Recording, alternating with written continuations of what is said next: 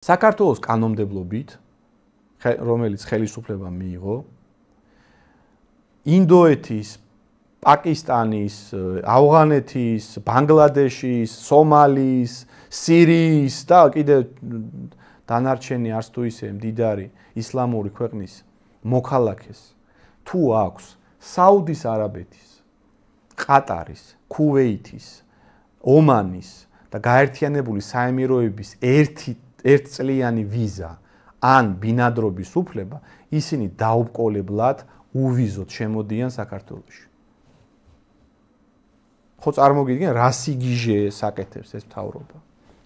ანუ ომანის ერთწლიანი ვიზა ან ბინადრობის უფლება თუ აქვს ბანგლადეშელს, შენს ქვეყანაში შემოდის დაუბრკოლებლად. იგივე პირობებით ფაქტიურად. ეს ხო არის სიგიჟე ხალხო, ანუ ომანის ვიზა ჭირდება და საქართველოს ვიზა არ ჭირდება ბანგლადეშელს. და ამ მთავრობამ მიიღო ეგეთი საიმიგრაციო პოლიტიკა. საგიჟეთ საკეთებენ, მე არ ვიცი ეს ისეთ ბომბს გვიქმნიან, რომელიც აუცილებლად აფეთქდება მომავალში.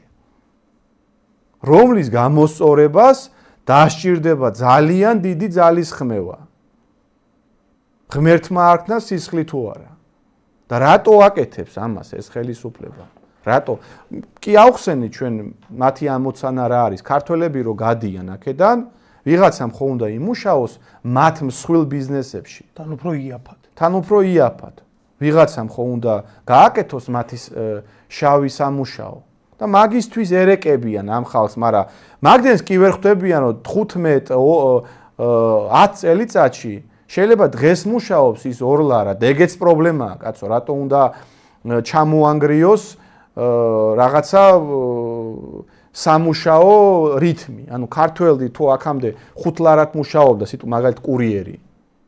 და პაკისტანელები რო გაჩნდნენ და 2 ლარად თუ დაიწია ეს მუშაობის ანაზღაურება, ამით ჩვენ ქართველები ამას ხა ვიღაცა სულ მდგომარეობაში ჩავაგდით. ლიბერტარიანები გაუნათრებელი იტყვის, რომ რატომაც არა ის იაფად მუშაობს, გაუწიე კონკურენცია და ეგ არ არის სამართლიანი შენ როცა ყოველთვის იქ მაშინ შენ საერთოდ აქ ცხოვრების დონე არ უნდა გაუმჯობესდეს ქვეყანაში.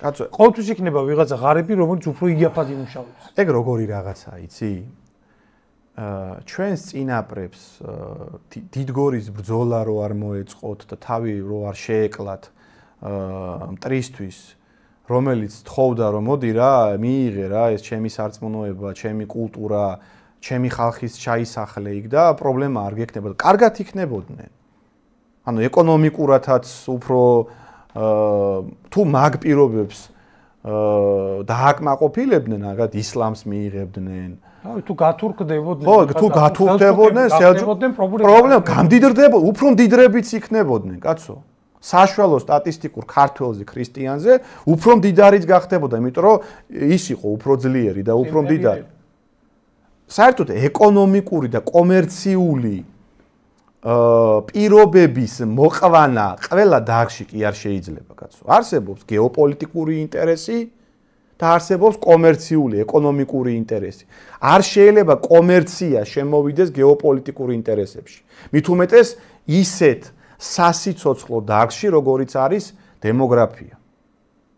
არ შეიძლება, ეხლა მაგ ლოგიკით მოდი საერთოდ აფრიკა ჩამოვასახლოთ აქ, იქ საერთოდ თვეში $1 მუშაობენ. თან მოდი ყველაფერში ეგენი დავასაქმოთ. მოდი პოლიციაშიც ეგენი, იმიტომ რომ იქაც ნაკლები ხელფასი დაჭირდება. შინაგან საქმეთა სამინისტრომ მთლიანად მაგათ ჩავაბაროთ. მოდი პარლამენტშიც ეგენი დავსვათ, იმიტომ რომ ეხლა პარლამენტარს 12,000 ლარამდე აქვს ხელფასი და ის 100-ჯერ უფრო იაფად იმუშავებს. ხო, ანუ რას მივიღებთ საბოლოოდ? რა თქმა უნდა, ანუ ეს ლიბერალურ-ლიბერტარიანული სიგიჟე და სიდებილე, რომ ყველაფერს ზომავენ ეკონომიკური პრიზმით და ის ეკონომიკაც კი არ ესმით სინამდვილეში, კაცო, რა სისულელია, ანუ ჩვენი ამოცანა, ჩვენი სახელმწიფოს ამოცანა რა არის? 0.1% კიდე უფრო კარგად იყოს ქვეყნის დაქცევის და ეგზისტენციალური პრობლემების ქვეყნისთვის გაჩენის ხარჯზე, ეგ უნდა იყოს ჩვენი ამოცანა თუ ქართველების კეთილდღეობა და უსაფრთხოება. კი, იმ 0.1%-ს ვინც ბიზნესებს ფლობს, მე გულისხმობ სხვილ ბიზნესს. ვისაც ათასობით მუშახელი ჭირდება და ვინც ხშირად ხელისუფლებაა. ეგეთი ხალხი ხელისუფლებაა სინამდვილეში. ხელისუფლებასთან ასოცირებული ჯგუფი. კი, იმის კომერციულ ინტერესებშია, რომ ქართველი კი არ ამუშაოს 5 ლარად, სიტყვაზე ვამბობ, კურიერად, ან ტაქსზე. ან ამუშაოს ბანგლადეშელი და პაკისტანელი 2 ლარად. რომ შეეძლოს ვიღაცა აფრიკელი 1 ლარად ამუშაოს, იმასაც გააგეკეთებს. მაგრამ შენს ინტერესში არ არის ეგ. ეგ არის ძალიან მცირე ნაწილის კომერციული ინტერესი. შენი ინტერესის ხარჯზე, შენი შვილების მომავლის ინტერესების ხარჯზე და ცხადია ეხლა საქართველოს პატრიოტმა, გონიერმა ადამიანმა უნდა აერჩიოს არა 0.1%, რომლის ნაწილიც არ ახარ შენ. იმის ფინანსური და კომერციული ინტერესი, არამედ უნდა აერჩიოს ქვეყნის, მოსახლეობის და ერის ინტერესი.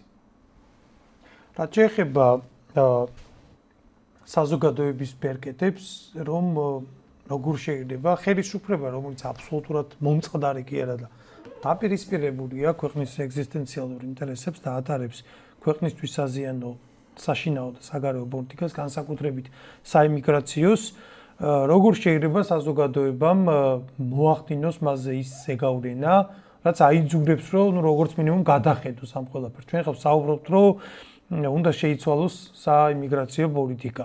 რა თქმა უნდა, ჩვენ გვესმის, რომ მოგწონს თუ არა ეს ხელისუფლება გვეყოლება როგორც მინიმუმ შემდგომ არჩევნებამდე, ხო? აქ ხა ვერავინ ვერ შეძლებს და არც არის საჭირო გადატრიალება და რაღაცა სასწრაფო ცვლილება, ხო?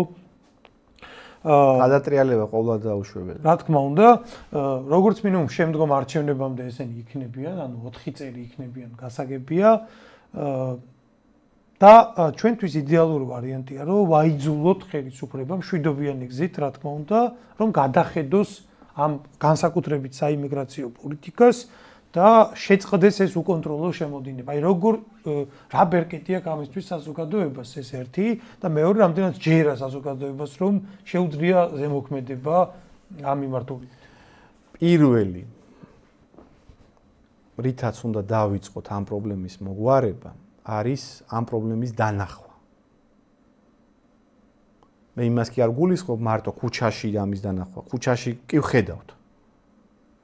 ყველგან, სადაც ნებისმიერ იმაში შორეულ გარეუბანშიც რო შეხვიდე, იქაც შეამჩნევ უკვე. ტრანსპორტს და მეტროებს, არც რეგიონებში არიან უკვე. ეს მიგრანტები რეგიონებში. რა უნდათ ახლა იქ. თუმცა იქაც ხდება, მიმდინარეობს ეს ჩასახლებები და ჩანაცვლება ადგილობრივი მოსახლეობის. მაგრამ დანახვაში მე ვგულისხმობ პოლიტიკურ დანახვას, ანუ პრობლემის აღქმა და ამ პრობლემის შესახებ კონკრეტული პოლიტიკური შეფასების გაკეთება. ჩვენ თუ პოლიტიკურ შეფასებას არ გაუკეთებთ ამ პრობლემას და მე პოლიტიკურ შეფასებას რას გულისხმობ? ის კი არა, რომ აი სახში მიხვედი, არ მოგეწონა რაღაც, აი ბუზღუნე იქ სამზარეულოში და ადექი და ისევ ის ზალა შემოხაზე, რომელიც მაგ პრობლემებს გიქმნის. შენ სისულელე გაგიკეთებია. შენ თუ ეს არ მოგწონს და რო არ მოგწონს, ესე იგი უკვე გააქვს გონება, უკვე გააქვს ლოგიკა, უკვე გძნობს საფრთხეს. მაგრამ მერე რომ რაღაცა ეს პრობლემა არ მომწონს, მაგრამ მოდი ისევ ის ძალები შემოვხაზო, რომლებიც ამ პრობლემებს გიქმნიან. ეს უკვე ეს არ არის პრობლემის დანახვა. ეს ერთი. მეორე, როდესაც ჩვენ პოლიტიკური თვალსაზრისით ამ პრობლემას დავინახავთ, უნდა მოხდეს ხელისუფლებაზე ზეწოლა. ხელისუფლებაზე ზეწოლა საინფორმაციო თვალსაზრისით, მორალური თვალსაზრისით და პოლიტიკური თვალსაზრისით. თუ ამ მექანიზმებმა აღარ გამოიღო შედეგი, შემდეგ უნდა გადავიდეთ ქმედებებზე. ქმედებები ცხადია პოლიტიკურ შემადგენელში იგულისხმება. აქციები, აქტივობები, ანუ ხელისუფლება უნდა ვაიძულოთ, რომ შეწყევიტოს საქართველოში უკონტროლო სტიქიური მიგრაცია ისლამური ქვეყნებიდან პირველ რიგში. პირველ რიგში ისლამური ქვეყნებიდან. იმიტომ რომ ყველაზე დიდი საფრთხე იქიდან მოდის. კი, ისიც არ არის კარგი, რომ რაღაც თუნდაც შენ უკრაინა, რუსეთი, ბელორუსია ვახსენეთ, ხო იქიდანაც ჩამოდიან, მაგრამ ეგ მეორე ხარისხოვანი პრობლემაა. მიუხედავად იმისა, რომ ეგეც არ არის ახლა, რომ რა მნიშვნელობა აქვს ახლა შენ პაკისტანელით ჩაგანაცვლებენ თუ რუსი და უკრაინელით, მაგრამ რუსი და უკრაინელი და ბელორუსი აქ უფრო ჩამოდის როგორც ტურისტი. რა თქმა უნდა. და ორ ლარიან იმაზე კურიერად არ მუშაობს. არც ერთი ბელორუსი და უკრაინელი და რუსი მე არ მინახია რომ გლოვოში და შეიძლება, მაგრამ და არც ტერორისტულ საფრთხეს არ გიქმნის და მაგ ქვეყნებსაც პირიქით დემოგრაფიული პრობლემები აქვს. თუმცა იქიდანაც ყველგან უნდა გააკონტროლო, კაც ყველგან საქართველოს ადგილობრივი მოსახლეობა უნდა დაიცვა. ადგილობრივი საქართველოს მოქალაქე უნდა დაიცვა. საქართველოს სახელმწიფო მეგ უნდა გააკეთოს. ვინ საქართველოში ცხოვრობს, აქ დაიბადა, საქართველო მიაჩნია მის სამშობლოდ და საქართველოს პასპორტს ფლობს მოქალაქეობას. ეგა ადგილობრივი მოქალაქე, ქართველი. იმის ინტერესები უნდა დაიცვა, მაგრამ პირველ რიგში რაც უნდა შეაწყვეტინო სახელმწიფოს და პირველ რიგში მთავრობაზე საუბარი, ეს არის აზიის და აფრიკის ღატაკი ქვეყნებიდან უკონტროლო სტიქიური მიგრაცია. თუ ჩვენ ამ პრობლემას არ მოვაგვარებთ, აი ძალიან დიდი ეგზისტენციალური პრობლემების წინაშე აღმოჩნდებით. რასაც ვერ უმკლავდება ევროპა, აი ევროპა რასაც ვერ უმკლავდება, შეერთებული შტატები, რაზეც იქ უკვე აქტიური პოლემიკა მიდის. ამ პრობლემაზე დაყრდნობით რომ მოდიან მაგალითად კონსერვატიული ძალები არჩევნების შედეგად მთავრობებში, ანუ იმდენად შეაწუხა ევროპული ეს ინერტული მოსახლეობა, რომელიც ამ ლიბერალური პოლიტიკის შედეგად დიდად არ არის მაინც და მაინც ახლა საკუთარი ქვეყნის მიმართ, საკუთარი იდენტობის მიმართ პატრიოტულად, ლოგიკურად განწყობილი, ეგეთი საზოგადოებებიც კი ამ ლიბერალური აიძულა რომ ხო ჰიპნოზისგან იღვიძებენ, იმიტომ რომ უკვე მათ ოჯახებს ეხება, უკვე ფიზიკური გადარჩენაზე მიდის საუბარი, ქუჩაში ვერ გადიან. ეგეთი უბნები გაჩნდა უკვე ევროპის ძალიან ბევრ ქალაქში. ძალიან ბევრ ქალაქში, დედაქალაქებს არც გულისხმობ, პარიზი, რომი, უკვე, რაღაცა ლონდონი, რაღაც ინგლისში უკვე ბანგლადეში თანამდებობებზე მერი დაწყებული. იქ რა პრობლემაც არის უკვე, აი ყველაზე მთავარ პრობლემად რო არის უკვე დასახელებული. შეერთებულ შტატებს, რომელსაც გარშემო წყარი აკრავს, კანადას და მექსიკას არ გულისხმობ ჩრდილოეთით და სამხრეთით, ან დაცული ბუნებრივი ციხესიმაგრეა გეოპოლიტიკურად ის ვერ იცავს თავს ამ მიგრაციისგან. ანუ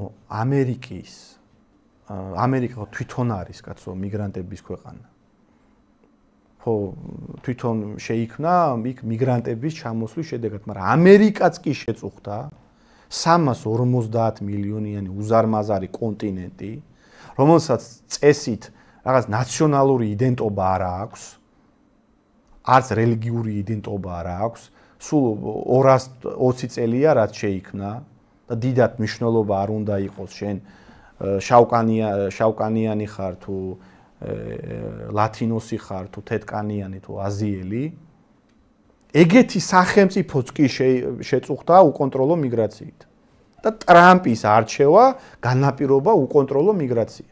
ერთ-ერთი მთავარი პრობლემა რამაც გადააწყვეტინა მილიონობით ამერიკელს რომ ხმა მიეცა დონალდ ტრამპისთვის არის სწორედ მიგრაცია და ხალხო 9 მილიარდიანი ევროპა რასაც ვერ უძლებს 350 მილიონიანი ცალკე კონტინენტი ამერიკა რასაც ვერ უძლებს საქართველოს რანაირად გაუძლებს გავიჭყლიტებით გავქრებით ამიტომ ეს პრობლემა უნდა იყოს მთავარი საკითხი თავარი აი ნებისმიერი პოლიტიკოსი რომელსაც საქართველოსთვის კარგი უნდა ამ პრობლემაზე უნდა საუბრობდეს პირველ რიგში ეს პრობლემა უნდა იდოს მაგიდაზე ამ პრობლემით უნდა ვუტევდეთ ხელისუფლებას რომელიც არის გამომწვევი მიზეზი აი ასე შეუძლია ხელისუფლებას ეს პრობლემა მომაგვაროს უბრალოდ გაამკაცროს საემიგრაციო პოლიტიკა ბანგლადეშიდან შენ აქ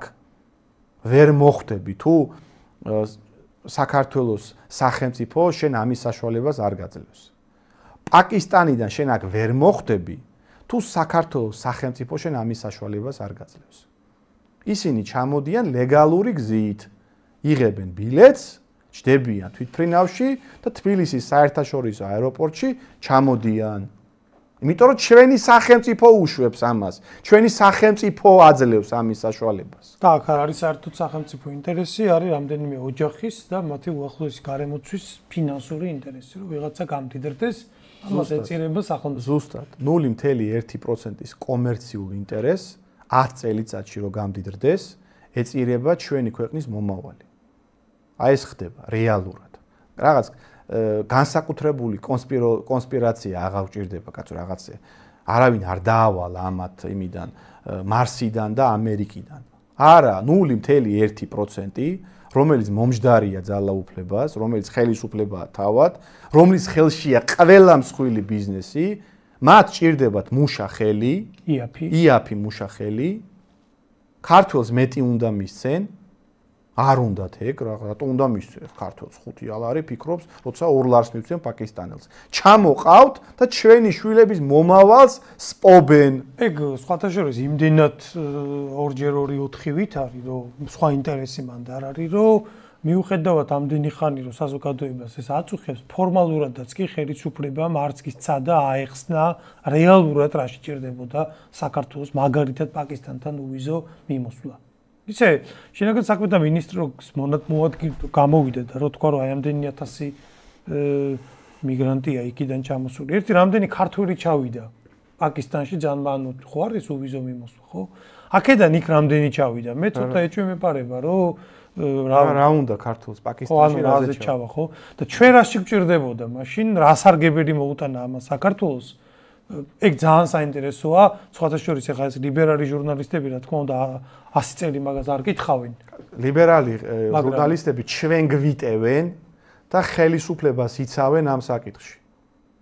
ანუ აი ეს ვითომ რო ხელისუფლებას ებრძვიან ეს პროდასავლური მედიები და ფაქტ-ჩეკერები Facebook-ზე დებდნენ ინფორმაციას, რომ თურმე ჩვენ ქსენოფობიური რაღაც ფაშისტური ჯგუფები და პოლიტიკური ორგანიზაციები ტყვილებს ვავრცელებთ იმასთან დაკავშირებით, რომ აი 17 აზიის და აფრიკის ქვეყნიდან დაუბრკოლებლად ჩამოდიან მოქალაქეები. თურმე ჩვენ ანუ ხელისუფლების პოზიციას იცავდნენ. ანუ არა, კაცო, რა სისულელე მაგ საკითხს გვარამია არ გააპროტესტებს და ისა ლიბერტარიანელი პირიქით მაგ საკითხში მოუწონებენ, კიდე ეტყვიან, რომ უფრო მეტი ჩამოიყვანე. უფრო მეტი მრავალფეროვნება იყოს საქართველოში და მულტიკულტურალიზმი. ამ საკითხში ისინი ხელისუფლებას კბილებით იცავენ. მხოლოდ კონსერვატიული ძალები და ჯგუფები ზრუნავენ ეგეთ საკითხებზე. მთელ სოფლიოში ეგრეა სხვათა შორის. მთელ სოფლიოში ეგრეა. ევროპაშიც ეგრეა. შეიძლება მთავრობაში იყოს რაღაც ლიბერალური ძალა და ლიბერალური ოპოზიცია ყავდეს, მაგრამ კონსერვატორების წინააღმდეგ ყოველთვის ერთიანდებიან.